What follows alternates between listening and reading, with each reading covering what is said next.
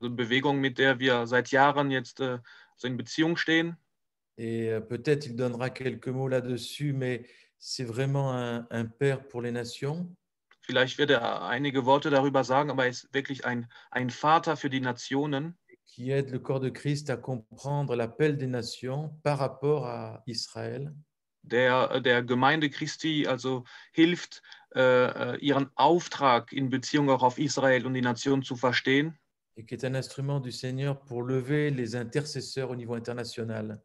Und er ist auch ein Instrument Gottes, um Fürbitter hervorzurufen auf internationaler Ebene. Et donc hier, il y a eu ce séminaire sur l'esprit de Babylone et l'esprit de Sion.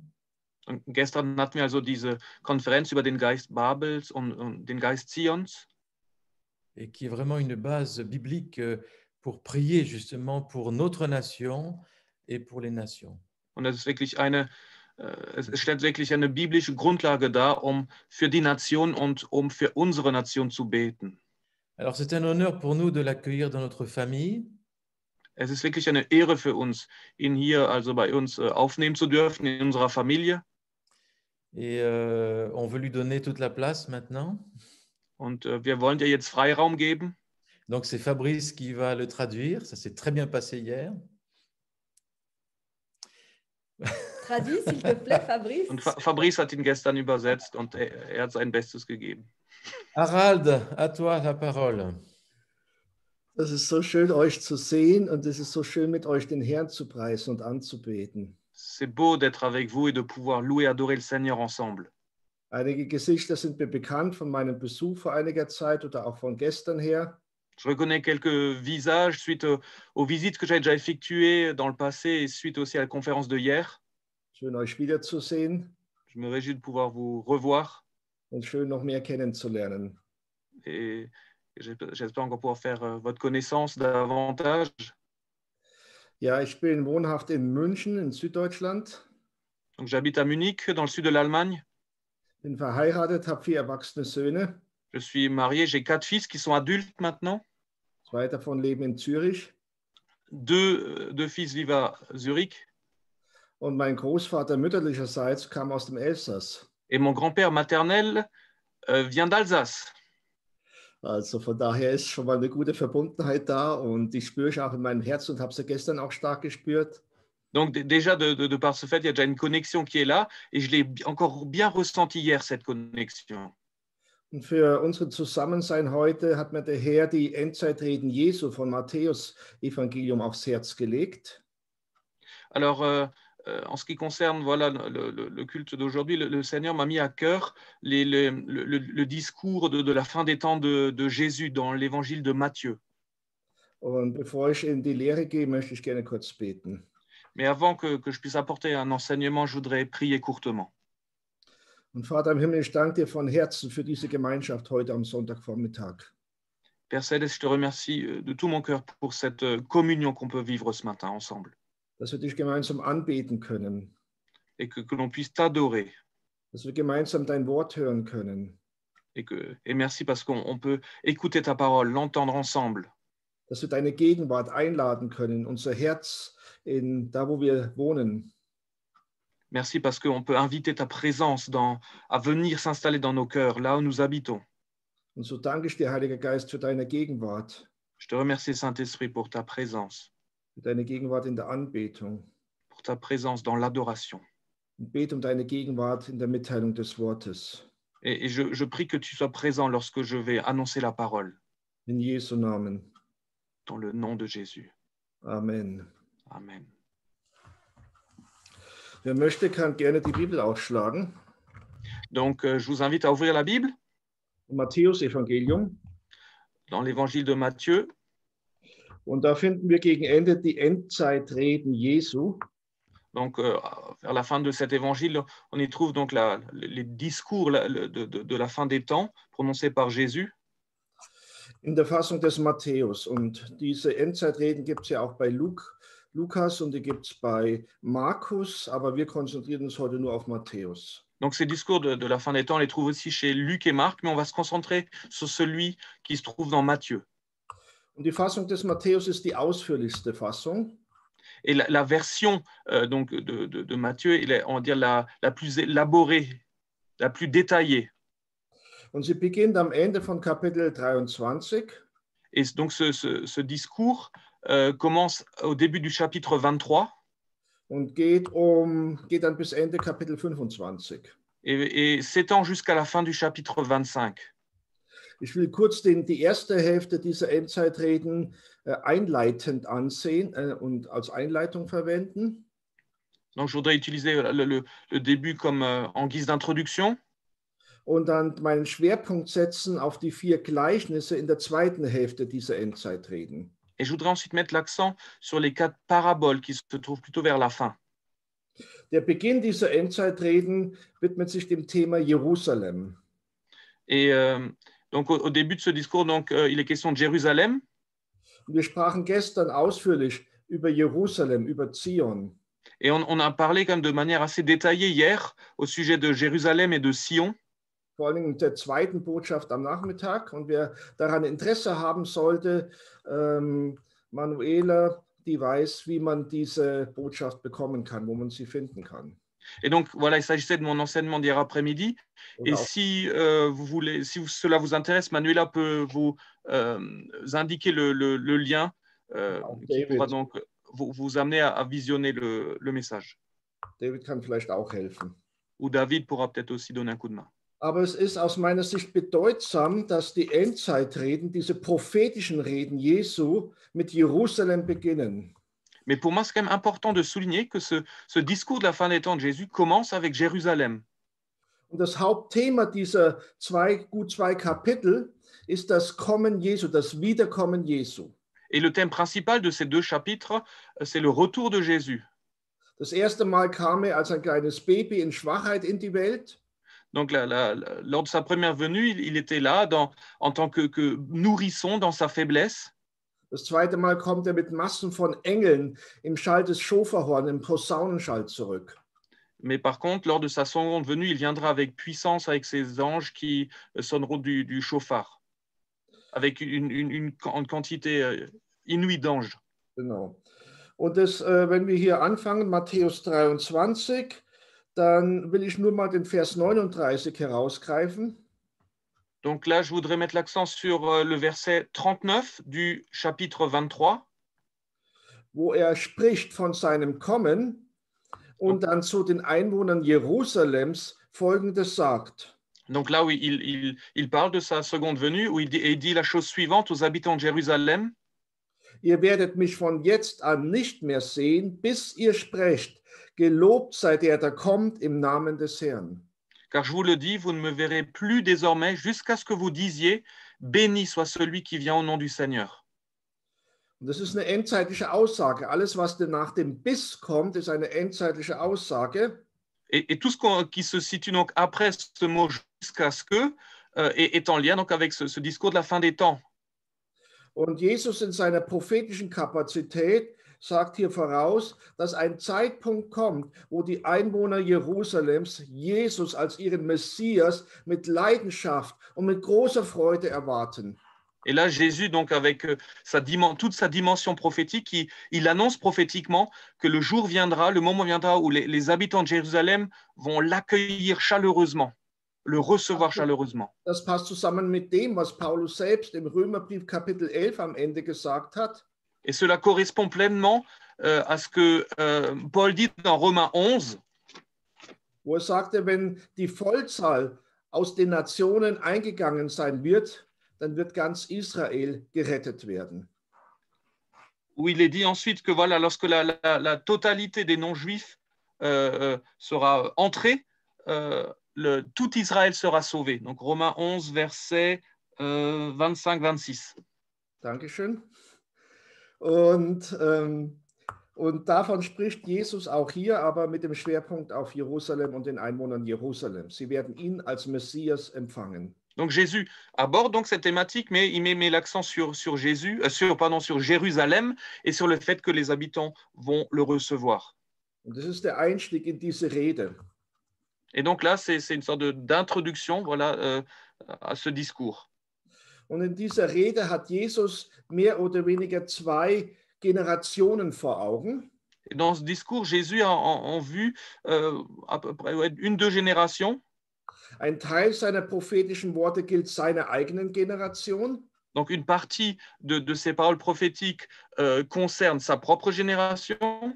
Wo es die Zerstörung Jerusalems geht und die Verfolgung in der Generation nach Jesu oder in der Generation Jesu und kurz danach. Quand il est question de la destruction de Jérusalem et de la persécution aussi à l'époque de Jésus et aussi un peu après. Aber die Mehrheit seiner prophetischen Vorhersagen richten sich an die letzte Generation. Mais la plupart quand même de ces paroles prophétiques s'adressent à la dernière génération. Und ich persönlich glaube, dass wir die letzte Generation sind. Ich glaube, dass Jesus bald wiederkommt. Et moi, je crois personnellement que nous sommes cette dernière génération et que Jésus revient bientôt. Und deswegen ist die Botschaft so wichtig. Die Endzeitbotschaft Jesu ist für unsere Generation einzigartig wichtig. Et c'est pour cela que ce message de la fin des temps de Jésus est d'une importance exceptionnelle, unique pour nous. Und jetzt will ich Kapitel 24 nur kurz zusammenfassen, nur kurz ein paar Andeutungen machen. Donc là, je voudrais juste un tout petit peu survoler par petites touches, un peu résumer Matthieu 24. Und am Anfang des Kapitels 24 ist in einer Zusammenfassung des ersten Teils hier, kann man als Hauptüberschrift setzen, die endzeitlichen Wehen. Et donc là, si on voulait un peu résumer la première partie de Matthieu, on pourrait parler des souffrances de la fin des temps. Und Jesus spricht von diesen Wehen und von Naturereignissen, von Erdbeben, von Kriegen, von Seuchen als Endzeitwehen. Et Seigneur, le Seigneur parle justement voilà, de famine, de tremblements de terre, ainsi de suite, qui correspondent à ces douleurs. Und ich glaube, dass wir in dieser Pandemie, die wir alle zurzeit erleben, eine solche Wehe erleben. Et je crois que l'une de ces douleurs, justement, c'est la pandémie que nous vivons actuellement. Das ist ein globales Ereignis und die Globalität dieser Pandemie ist das Besondere der Pandemie. Donc cette pandémie, c'est donc par définition un événement global. Et voilà, c'est cette globalité-là que je voudrais souligner. Es gab in der Vergangenheit viele schlimmere Seuchen und viel schlimmere Krankheiten, die viele, viele Menschen getötet haben. Aber es gab noch nie etwas von dieser globalen Dimension, wie wir es gerade erleben. Donc dans le passé, il y a eu des épidémies qui ont emporté beaucoup de gens, mais une pandémie de cette ampleur, de cette globalité-là, c'est quand même quelque chose d'assez unique. Aber diese Wehen der Endzeit, die haben ein Ziel. Mais ces douleurs de la fin des temps, elles ont un objectif. Und das Ziel ist die Rückkehr des Messias. Cet objectif, c'est le retour du Messie. Und mit der Wiederkunft Jesu der Beginn des messianischen Königreiches. Et avec le retour du Messie, le début du royaume messianique. Und die Wehen dienen dazu, Israel vorzubereiten, die Nationen vorzubereiten und die Gemeinde Jesu vorzubereiten. Et ces douleurs servent à préparer l'Église, Israël et les nations. Es ist ein Erschütterungsprozess, es ist ein Reinigungsprozess, es ist ein Zubereitungsprozess, ein Heiligungsprozess. Là, on est en train de vivre un processus où on est secoué, on est sanctifié. Und dann in Vers 14 von Kapitel 24 heißt es folgendermaßen. Et dans le verset 14, on peut lire la chose suivante.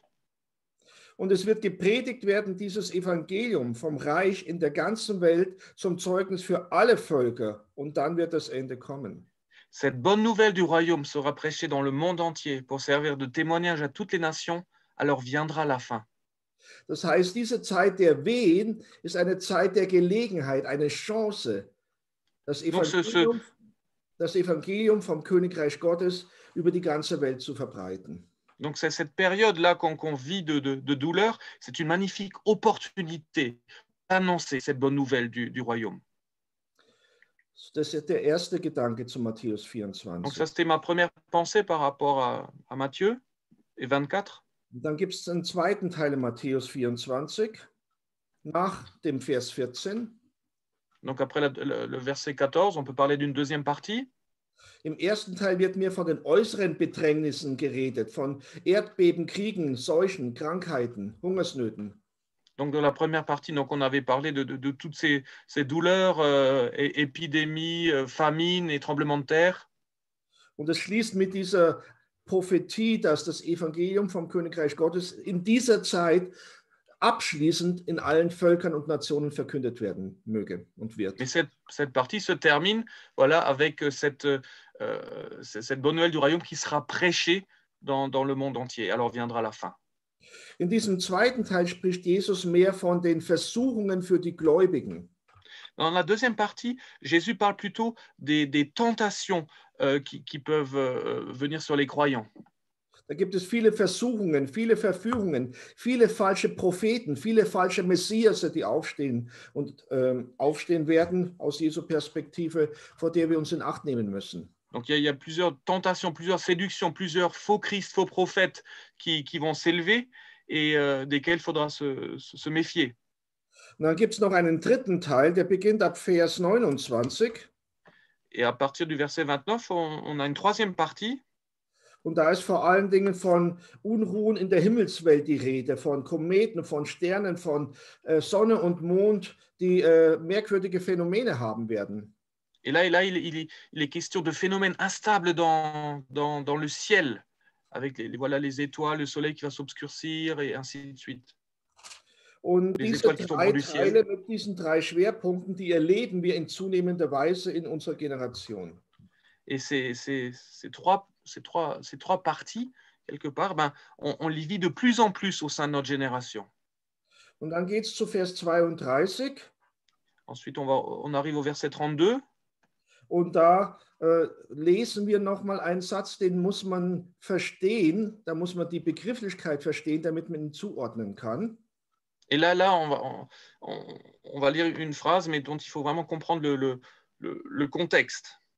Und da heißt es, an dem Feigenbaum lernt ein Gleichnis. Et là, il est dit, voilà, instruisez-vous par une comparaison tirée du figuier.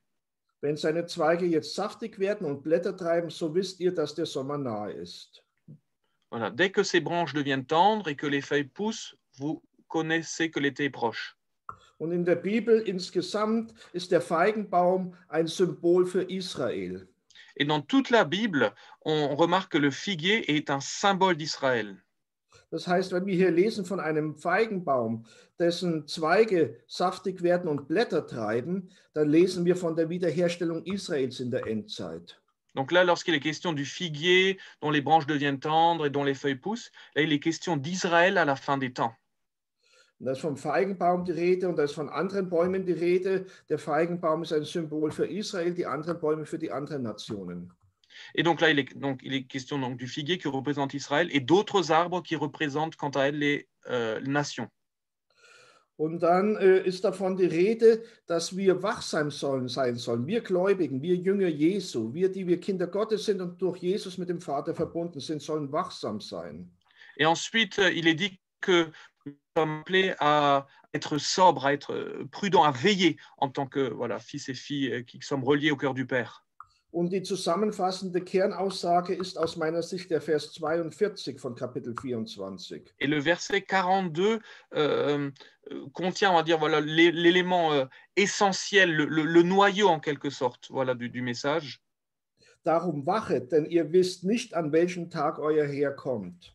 Veillez donc, puisque vous ne savez pas quel jour votre Seigneur viendra. Das ist für mich der entscheidende Satz. Dieser Satz ist für mich die Zusammenfassung alles dessen, was Jesus bisher gesagt hat und die Überschrift für das, was kommen wird. Donc pour moi, c'est une phrase déterminante qui résume tout ce qui a été dit par le Seigneur et qui annonce ce qui va se produire. Das, was wir vorher gehört haben, ist Grund zur Wachsamkeit. Die Unruhen in der Welt, die Verführungen und Versuchungen und auch die Unruhen in der Himmelswelt. Donc tout ce qu'on a vu précédent, les douleurs, les souffrances, tous ces événements instables dans le ciel, ces tentations, ces séductions, tout cela nous appelle à la prudence, à la sobriété. Und wenn wir diese Pandemie als eine Geburtswehe deuten dürfen, als ein Ereignis, das die Wiederkunft Jesu ankündigt und vorbereitet. Et sinon on peut se permettre voilà, d'interpréter cette pandémie comme une de ces douleurs qui annoncent le retour de Jésus. Ja, so, das ist meine Einschätzung. Dann dürfen wir aus dem Wort Gottes und mit Gottes Hilfe heraussehen und heraussuchen, was sind die Chancen, was sind die Mahnungen, was sind die Gelegenheiten, die Jesus seiner Gemeinde schafft inmitten dieser Wehen. Donc là, donc, en tout cas, voilà, ça c'est mon appréciation des choses. Donc si tel est le cas, donc à nous voilà de discerner quelles sont les opportunités voilà, que le Seigneur nous donne. Mein Verständnis ist, dass die 4 Gleichnisse, die jetzt folgen, genau darüber reden. Sie reden über die Vorbereitung, über die Wachsamkeit bezüglich des Kommens Jesu. Et les 4 paraboles qui suivent, elles parlent justement du fait de veiller, d'être attentif, d'être prudent, d'être sobre avant le retour du Seigneur. Ich habe mich in den letzten Jahren viel mit diesen endzeitlichen Themen befasst. Donc ces dernières années, je me suis beaucoup consacré à ces thématiques liées à la fin des temps. Einfach deshalb, weil die Entwicklungen in Israel und besonders in Jerusalem eine Sprache sprechen, die mich wachsam machen, dass die Wiederkunft Jesu nach Jerusalem immer näher rückt. Tout simplement parce que l'évolution de la situation en Israël me rende attentif au fait que la seconde venue de Jésus est de plus en plus proche. Und deswegen war es mir persönlich ein Anliegen für mich selbst und meinen persönlichen Verantwortungsbereich, aber auch für die Gemeinde Jesu, die Frage zu beantworten, Herr, wie können wir uns vorbereiten? Wie können wir uns einstellen auf diese Eskalationen, die stattfinden? Und wie können wir das für deine Ehre und dein Reich nutzen? Et donc pour moi, c'était important à titre personnel, mais aussi dans le cadre de mes responsabilités, de demander au Seigneur de discerner comment on peut se préparer. Und so haben mich diese 4 Gleichnisse besonders beschäftigt in der letzten Zeit, davor weniger, aber jetzt in den letzten Jahren immer mehr. Et donc de ce fait, voilà, ces paraboles qui sont décrites là m'ont préoccupé encore plus. Und ich habe verstehen lernen, dass diese 4 Gleichnisse sehr wichtige Botschaften enthalten. Et ces paraboles contiennent des messages importants. Jedes Gleichnis hat eine ganz spezifische Botschaft. Chaque parabole a un message précis, particulier. Alle 4 Gleichnisse haben gemeinsam, dass sie von der Wiederkunft Jesu sprechen. Donc ces 4 paraboles ont un point commun puisqu'elles parlent du retour de Jésus. Aber im näheren Betrachten dieser Gleichnisse habe ich festgestellt, die Gleichnisse sprechen zu 4 verschiedenen Zielgruppen.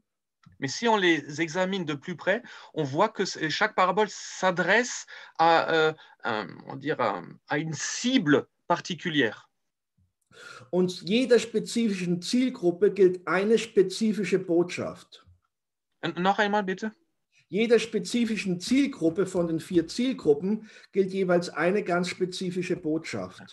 D'accord. Et il y a un message particulier qui est adressé donc à un groupe cible particulier.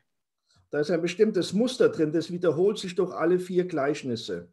Et il y a un modèle qu'on retrouve dans chaque parabole. Fangen wir mal mit dem ersten Gleichnis an und dann werden wir das Muster schnell erkennen.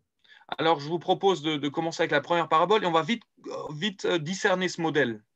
Das erste Gleichnis beginnt in Vers 45 von Matthäus 24. Donc, la première parabole se trouve au verset 45 du chapitre 24. Lesen wir es mal durch. Das erste lesen wir ganz durch, das andere muss ich dann kürzer halten, aber da ist das Muster gut erkennbar. Donc, on va lire la première parabole du début jusqu'à la fin, l'autre de manière un peu réduite. Mais en tout cas, là, on va discerner la structure, ce modèle dont il est question. Ich möchte Fabrice bitten, dass er nur die Verse 45 bis 51 auf Französisch vorliest.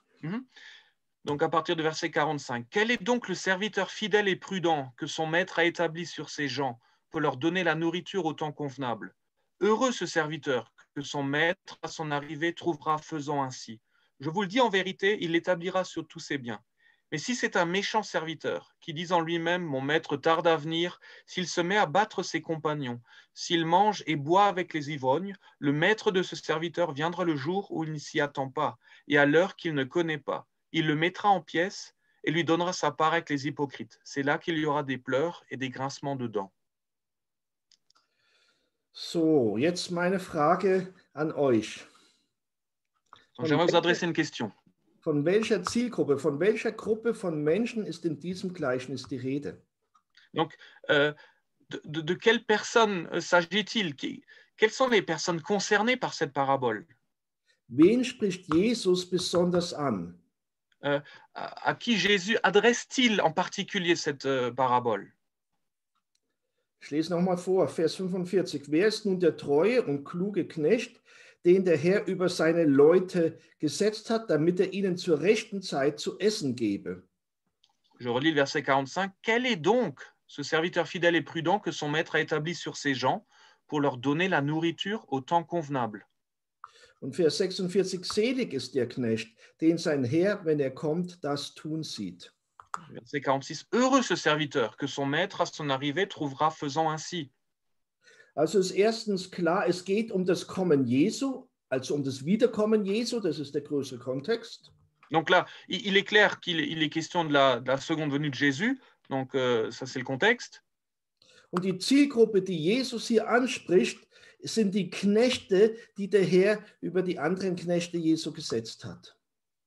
Mais en tout cas, voilà, les personnes à qui Dieu s'adresse, ce sont les serviteurs qui ont été établis ici sur les serviteurs de Jésus. Mein Verständnis ist, dass es eine Botschaft an die geistliche Leiterschaft der letzten Generation ist. Moi, à mon avis, c'est un message qui s'adresse aux responsables spirituels de la fin des temps. Ja, das sind die Knechte, die der Herr über seine Leute gesetzt hat, über andere Geschwister gesetzt hat. Ce sont les serviteurs que le Seigneur a placés sur des frères et sœurs en Christ. Und welche von diesen sind klug und treu? Et voilà. Et qui sont les responsables, donc les personnes fidèles et prudentes? Die leitenden Knechte sind klug und treu, die ihren Geschwistern rechtzeitig gute Nahrung gegeben haben. Il s'agit donc des personnes qui ont donné la nourriture à ces gens au temps convenable. C'est ein Wort an die Pastoren. C'est une parole qui s'adresse aux pasteurs. Es ist ein Wort an die geistliche Leitung, die den Kindern Gottes, dem Volk Gottes dienen. Donc c'est une personne qui s'adresse aux responsables, aux leaders qui servent le peuple de Dieu. Ihre Hauptaufgabe ist es, diesen Kindern Gottes, dem Volk Gottes, geistliche Nahrung zu geben.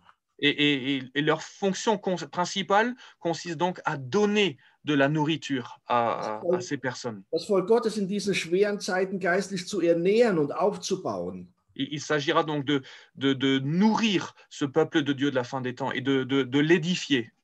Das ist die Aufgabe der klugen und treuen Knechte, die Jesus sehen möchte, wenn er wiederkommt. Dass sie diese Arbeit verrichten. Donc la mission des serviteurs fidèles et prudents que le Seigneur aimerait voir quand il revient. Und die Gefährdung der geistlichen Leiterschaft ist später, ist in Vers 49 zum Beispiel beschrieben. Die Gefährdung? Die Gefährdung, ja. Kannst du ein anderes Wort verwenden? Die falsche Haltung und Handlung von geistlicher Leitung ist in Vers 49 beschrieben. D'accord. Donc à partir du verset 49, là, on voit plutôt une attitude négative qui est décrite en ce qui concerne les leaders, les responsables. Lies bitte Vers 49 nochmal vor. Verset 49, s'il se met à battre ses compagnons, s'il mange et boit avec les ivrognes. Also die geistliche Leitung der Gemeinde Jesu, die Pastoren, die geistlichen Leiter stehen vor einer Wahl. Donc tout ce leadership spirituel, tous les responsables, ils sont devant un choix spirituel qu'ils ont à faire. Entweder sie dienen den Mitknechten, dem Volk Gottes im Geist Jesu und geben ihnen geistliche Nahrung zur rechten Zeit. Ou donc soit ils servent voilà, les autres en leur donnant de la nourriture spirituelle. Oder sie missbrauchen die Herde, das Volk Gottes für ihre eigenen Zwecke und für ihre eigenen Lüste und Bedürfnisse. Ou ils abusent du troupeau pour leur propre convoitise. Das eine findet das Lob Jesu, wenn er wiederkommt. Donc, bien sûr, le premier choix, il aura comme résultat l'approbation du Seigneur quand il reviendra. Das andere findet sein Gericht. Par contre, l'autre aura comme résultat le jugement. Ja, und wenn man den letzten Vers liest, Vers 51, dann lesen wir von Gericht. Et là, il est bel et bien question du jugement dans le verset 51. Also, mit Blick auf die Wiederkunft Jesu spricht Jesus zu den geistlichen Leitern und ermutigt sie, das Richtige zu tun und warnt sie davor, das Falsche zu tun. Dans le contexte de son retour, le Seigneur s'adresse à ses responsables spirituels et les encourage à faire le bon choix et il les avertit en tout cas voilà, de ne pas faire le mauvais choix. Ich hoffe, ihr bekommt das Muster mit, was da von Jesus her dargelegt ist. J'espère que vous saisissez le modèle qui est appliqué par Jésus. Es geht um sein Kommen und das gilt für alle 4 Gleichnisse. Donc, il est question de sa venue, comme c'est le cas dans les autres paraboles. Das ist Nummer 1. Donc, en premier. Und mit Blick auf sein Kommen steht jede Zielgruppe, jede Gruppe, hier die geistlichen Leiter, vor einer Wahl. Et donc, par rapport à son retour, chaque groupe de personnes concernées par la parabole, elle est face à un choix. Und für die geistlichen Leiter, die Hauptknechte, ist die Wahl, entweder sie dienen der Gemeinde und nähren sie geistlich, redlich und mit dem, was sie brauchen von Gott her.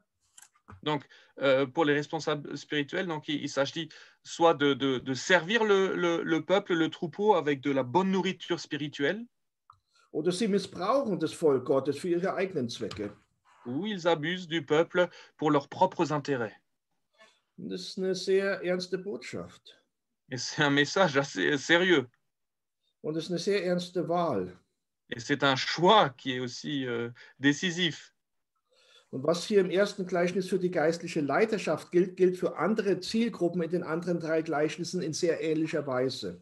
Et donc là, ce qui a été adressé aux responsables spirituels donc, s'adresse aussi d'une autre manière, mais assez similaire dans les autres paraboles.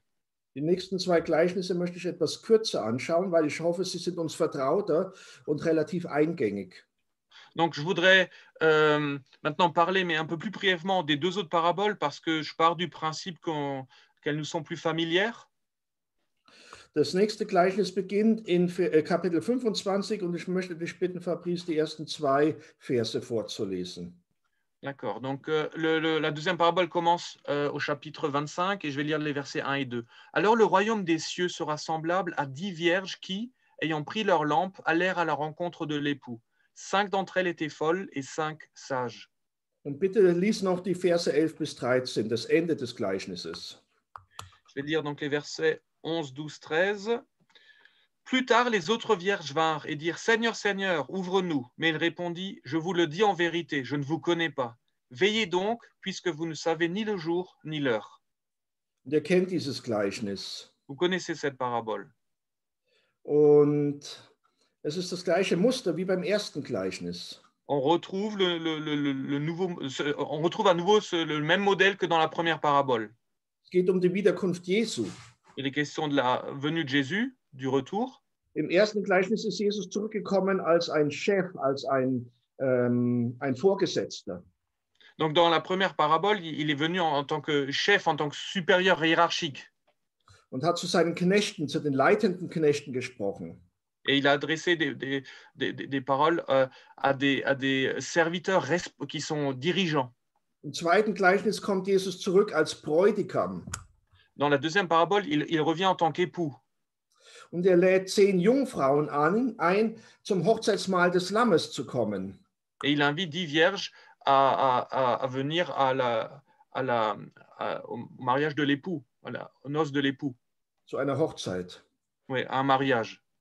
Und nicht alle 10 werden zugelassen. 5 werden zugelassen und 5 nicht. Es ist wieder eine Entscheidungs- und eine Segens- oder Gerichtssituation.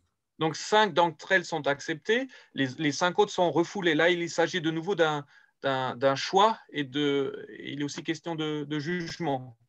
Wer ist die Zielgruppe? À qui s'adresse cette parole? Es sind die 10 Jungfrauen. Donc, aux 10 vierges. Für wen stehen die 10 Jungfrauen? Mais qui est-ce qu'elles représentent, ces 10 vierges? Es ist meine Sicht der Dinge, dass die 10 Jungfrauen für die gesamte universelle Gemeinde Jesu der letzten Generation stehen. À mon avis, ces 10 vierges représentent le corps de Christ mondial de la fin des temps. Im Hebräischen bedeuten Zahlen sehr viel. En hébreu, les nombres ont une importance capitale. Und die Zahl 10 bedeutet Komplettheit. Et 10, le chiffre 10 correspond à la plénitude, Hier ist also complétude. von der jungfräulichen Braut Jesu die Rede, die weltweite Gemeinde Jesu und speziell in der letzten Generation, in der Generation, in der Jesus wiederkommt. Donc là, il est question vraiment de l'épouse de Christ, et en particulier de l'épouse de la fin des temps, lorsque Jésus reviendra. Und was ist das Kriterium, an dem sich die 10 Jungfrauen scheiden werden? 5 werden zum Bräutigam eingehen und 5 werden vor der Tür stehen bleiben. Donc 5 seront refoulés, 5 pourront rentrer. Et quel est le critère décisif, justement, qui sépare quelque part ces 10 vierges? Der Punkt der Entscheidung und der Scheidung ist das Öl. Eh bien, ce qui est décisif, c'est l'huile. Ich denke, wir alle haben ein Gespür dafür, für was Öl steht. Öl steht für den Heiligen Geist und für die Salbung des Geistes Gottes. Et je pense qu'on a tous saisi de quoi il s'agit lorsqu'on parle d'huile. Il est question du Saint-Esprit, de l'onction du Saint-Esprit. Für die Präsenz des Geistes Gottes. Il est question de la présence de l'Esprit de Dieu. Und die Fragestellung dahinter ist, wenn man genauer hinschaut, folgende. Et il y a une question qui émerge lorsqu'on regarde cela de plus près. Welcher Teil der Gemeinde Jesu ist bereit, den Preis zu bezahlen dafür, dass der Geist Gottes gegenwärtig bleibt? Quelle partie de l'Église du Christ est prête à payer le prix pour que le Saint-Esprit reste présent? Es geht um das Preis für das Öl. Il est question du prix de l'huile. Es geht um die Heiligung des Leibes und der Seele und des Geistes, um die Heiligung des Nachfolgers Jesu. Il est question là de la sanctification du corps, de l'âme, de l'esprit. Es geht um die erste Liebe. Il est question du premier amour. Es geht um Anbetung. Il est question d'adoration. Es geht um Glaubensgehorsam und Hingabe. Il est question d'obéissance de la foi et de dévouement. Auf derartiges reagiert der Heilige Geist, es zieht den Heiligen Geist an. Et tout cela attire le Saint-Esprit, la présence du Saint-Esprit. Das zieht den Heiligen Geist an. Es zieht das Öl an. Das ist der Preis, den man zahlt als gläubiger Nachfolger Jesu, damit der Heilige Geist Wohlgefallen hat und gerne in dir oder in deiner Gemeinde oder in deinem Kontext Wohnung nimmt und bleibt. C'est ce prix à payer en tant que disciple de Jésus pour que l'huile vienne dans ta vie, dans ton Église. Das ist also das Thema für die gesamte Gemeinde Jesu in der letzten Generation. Donc là, voilà, c'est thématique liée au corps du Christ global de la fin des temps, de la dernière génération. Das Öl, der Heilige Geist. L'huile du Saint-Esprit. Dann gehen wir zum dritten Gleichnis und das ist uns auch sehr vertraut. Donc on va maintenant arriver à la troisième parabole qui nous est également familière. Es ist das Gleichnis von den Talenten. C'est la parabole des talents. Wir können wieder die ersten beiden Verse lesen, Verse 14 und 15. Donc, je vais lire les versets 14 et 15. Il en sera comme d'un homme qui, partant pour un voyage, appela ses serviteurs et leur remit ses biens. Il donna 5 talents à l'un, 2 à l'autre et 1 au troisième, à chacun selon sa capacité. Et il partit. Und dann Vers 29, vielleicht noch das Teil des Fazits. Et verset 29, la conclusion, car on donnera à celui qui a, et il sera dans l'abondance, mais à celui qui n'a pas, on ôtera même ce qu'il a. Und wer ist hier die Zielgruppe? Gleiches Muster. On retrouve la même structure, le même modèle. À qui s'adresse cette parabole? Mein Verständnis ist, dass die Zielgruppe hier jeder einzelne Gläubige ist. D'après moi, cette parabole s'adresse à chaque croyant en particulier. Jeder einzelne Gläubige hat von Herrn Jesus Talente bekommen. Chaque croyant en particulier a reçu des talents du Seigneur Jésus-Christ. Und unabhängig von dem, was die ganze Christenheit macht, Et indépendamment de tout ce que le christianisme fait, und unabhängig von dem, was die Leiterschaft macht, indépendamment de tout ce que le leadership fait, ist jeder einzelne Gläubige verantwortlich für das, was er mit den Talenten macht, die Jesus ihm gegeben hat. chacun est responsable de la gestion des talents qui lui ont été confiés par le Seigneur. Mit seiner Zeit, Est responsable de la gestion de son temps, mit seinen Ressourcen, de ses ressources, mit seinen Beziehungen, de ses relations. ob das vermehrt um des Reiches Gottes und der Ehre Gottes willen oder ob es verspielt und nichts damit macht. Est-ce que, voilà, il dilapide ses talents? Est-ce que, ou bien est-ce qu'il les multiplie ou est-ce qu'il les dilapide? Est-ce il n'en fait rien du tout? Was du mit deinen Talenten, mit deinen Gaben, mit deinen Ressourcen machst, ist alleine deine Verantwortung und nicht die von irgendjemandem sonst. Ce que toi, tu fais avec tes ressources, tes talents, tes dons, c'est ta propre responsabilité. C'est la tienne. Et elle n'est pas, voilà, ce n'est pas aux autres. Les autres ne sont pas responsables. Das ist die höchstpersönliche Verantwortung eines jeden Gläubigen. C'est la plus grande des responsabilités pour chaque croyant en particulier. Dann kommen wir zum vierten und zum letzten Gleichnis. On arrive à la quatrième et dernière parabole. Und da bitte ich dich zu lesen, die Verse 31 bis 33 von Kapitel 25. Donc, chapitre 25, versets 31, 32, 33. 31 bis 33. Genau. Bien. Lorsque le Fils de l'homme viendra dans sa gloire, avec tous les anges, il s'assiera sur le trône de sa gloire. Toutes les nations seront assemblées devant lui.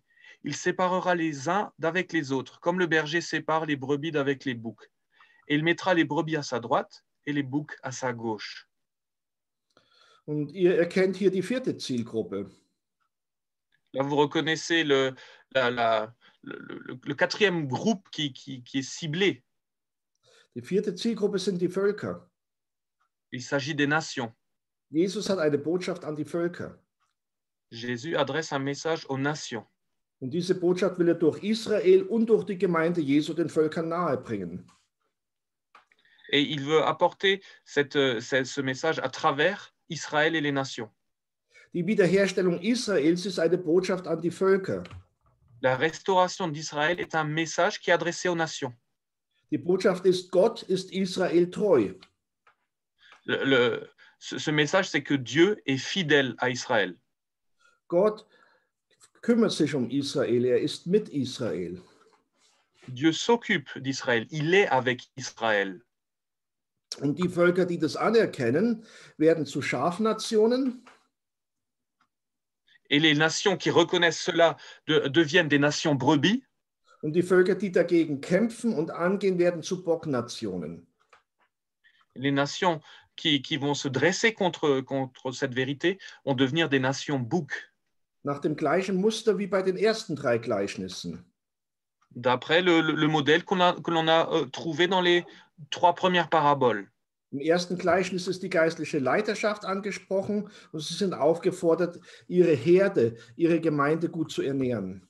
Donc dans la première parabole, cette première parabole s'adresse aux responsables spirituels qui sont appelés à bien nourrir le peuple.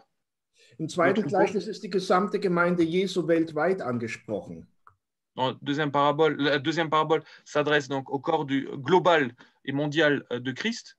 Und ihre Herausforderung, unsere Herausforderung ist es, einen Preis dafür zu zahlen, damit der Heilige Geist Wohnung nimmt bei uns und bei uns bleibt. Et notre défi, c'est de payer le prix pour que la présence du Saint-Esprit demeure. Die dritte Zielgruppe ist jeder einzelne Gläubige. Donc le public, on va dire, à qui s'adresse la troisième parabole, c'est chacun de nous, chaque croyant en particulier.